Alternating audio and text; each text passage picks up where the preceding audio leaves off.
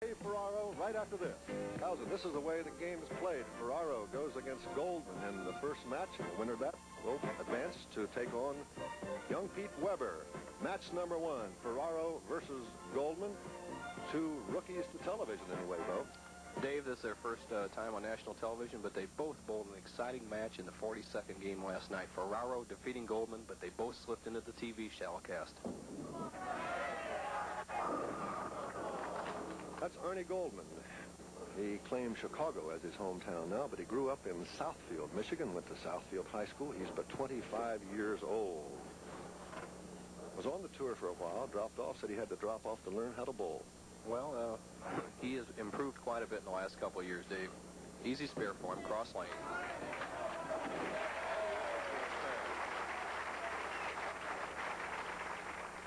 And this is Dave Ferraro. This is only his fourth PBA tournament on the national tour. He's got to have the jitters. Well, both players experience almost out the window until you get to this position in the tournament.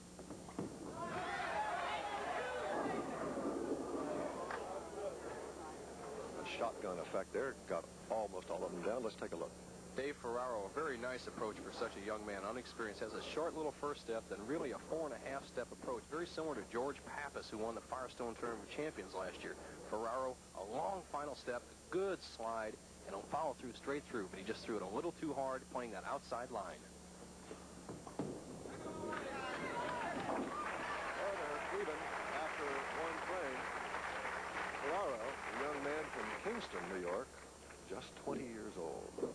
When they play this type of shot, Dave, the gutter shot where they play the ball on the outside line, you have to be loose, relaxed, and confident. So you can let that ball roll and get those big scores. The best percentage is to keep the ball thin in the pocket. You have a tremendous angle on the 1, 3, and 5 pins, and that's your best percentage. Little thin. The name Ferraro is familiar to many of you sports fans. His father has been involved in the harness horse business for the last dozen years, and we are almost in the shadows here of Roosevelt Raceway, New York. This week he averaged 221 on the championship pair, 210. So he had a little more trouble on this pair than the other pairs here at Garden City Bowl.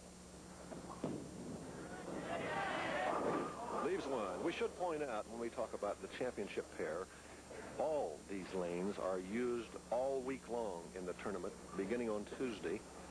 And if it's Pro-Am on Monday, whatever, qualifying.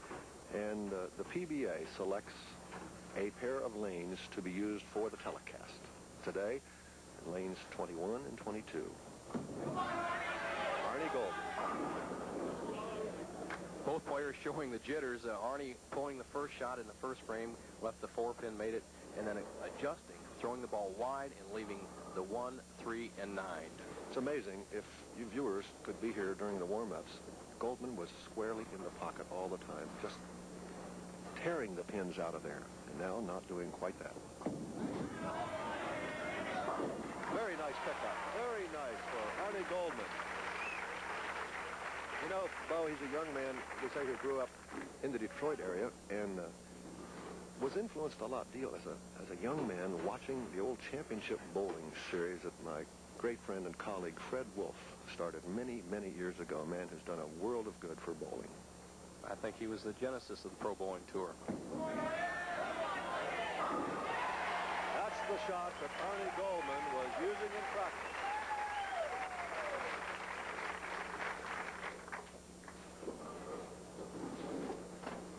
Ferraro up in the third frame.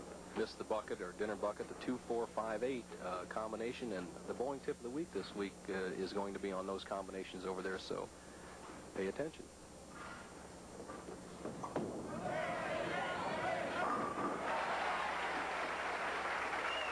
David, the right-hand lane is the lane that the players like the best. It doesn't break quite as sharply at the back end as the left-hand lane. That's simply because the grain of the wood.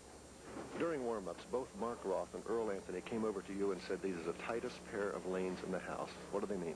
Well, that's the least amount of hook, or the highest surface friction is on the other pairs. This pair is slick in the center and very dry on the outside, but doesn't break quite as sharply at the back end, the last 10 feet. A little too squarely on the head pin, and he leaves the 610, does Dave Ferraro. Dave, and you could see that sharp break that time. He started the ball on the same trajectory as on the right-hand lane, but then about 10, 12 feet from the pocket, it took a very sharp break. Dave Ferraro is using a soft rubber ball today, which breaks a little bit more than the plastic ball that Goldman is using.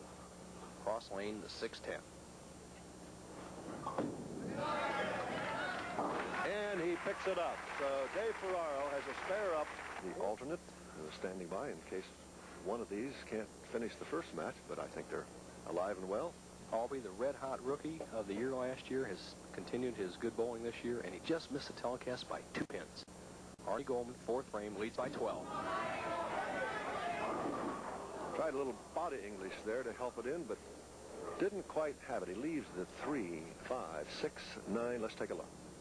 Arnie Goldman, who cranks the ball underneath, just like Mark Roth, but doesn't quite get as much turn. He has a nice smooth push away, a good arm swing. Notice that hand cocked at the top of the swing, but then he turns it a little more quickly than some of the other players, and so he doesn't get quite as much hook.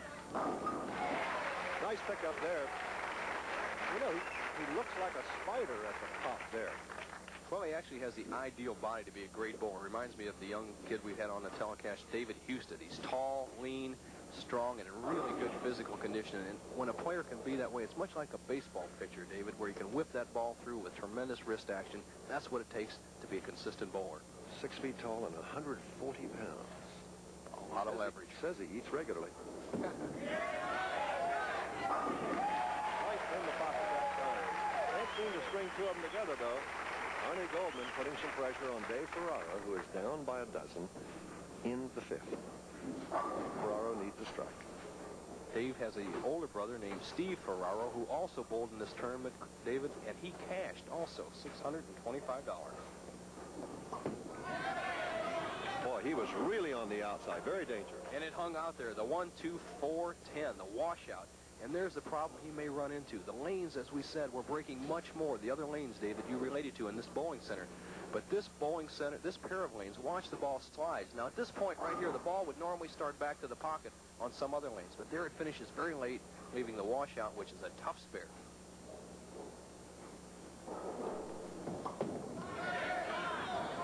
Nope, got 3 of them.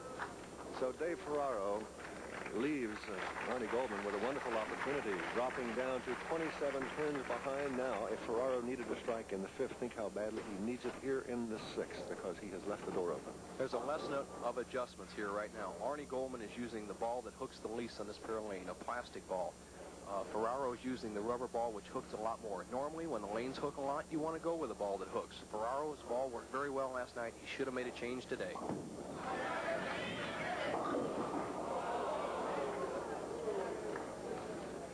He leaves the 4, 6, 10. You notice as these bowlers come up to the lanes, you see the back of their shirts.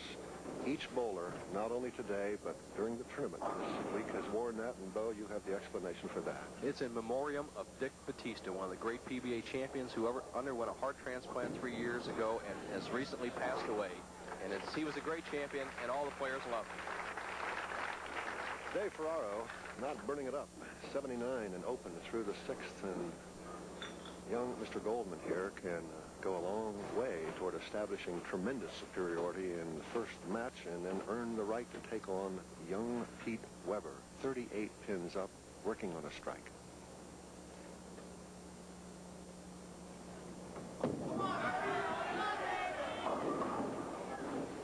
Left the head pin and 2 others, the 2, no, the 1, 3, and the 9.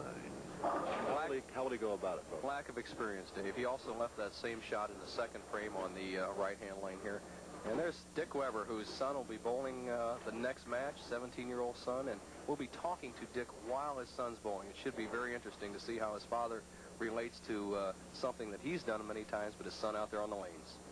I said to Dick today, what are you doing coming here putting pressure on the kid? Nice pickup by Arnie Goldman.